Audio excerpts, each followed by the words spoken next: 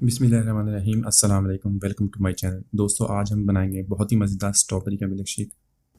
इसको बनाना बहुत ही आसान है और आज इसको बनाएंगे जिस तरह आप जूस कार्नर से बाज़ार से लेकर पीते हैं और वही जायका वही टेस्ट आप महसूस करेंगे। तो इस रेसिपी को अपनी अफ्तार रेसिपीज़ में ज़रूर शामिल कीजिएगा। बहुत ही मज़ेदार रेसिपी। तो चलिए इसको बनाना शुरू करते हैं। मिल्क शेक बनाने के लिए स्ट्रॉबेरी हम लेंगे, फ्रेश या कैन वाली जो भी अवेलेबल है वो हम ले लेंगे। मैंने यहाँ पे कैन वाली स्ट्रॉबेरी ली है क्योंकि मुझे फ्रेश स्ट्रॉबेरी नहीं मिली, तो हम ये वाली यूज़ कर लेंगे।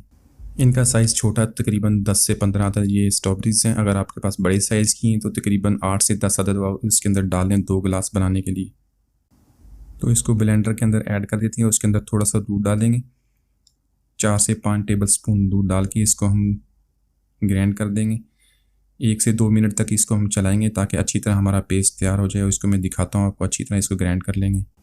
तकरीबन 2 मिनट तक मैंने इसको ग्राइंड कर लिया और ये देखें इसका बहुत ही अच्छी तरह पेस्ट इसका तैयार हो गया। अब इसके अंदर शामिल करेंगे हम 2 टेबल स्पून वनीला आइसक्रीम के।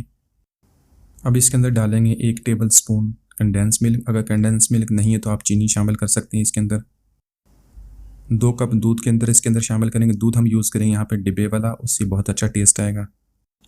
इसके अलावा इसके अंदर डालेंगे आइस क्यूब्स। तो ये सारी चीज़ें डाल के हम इसको मज़ीद 1 से 2 मिनट के लिए हम इसको ग्राइंड कर देंगे बहुत ही अच्छी तरह।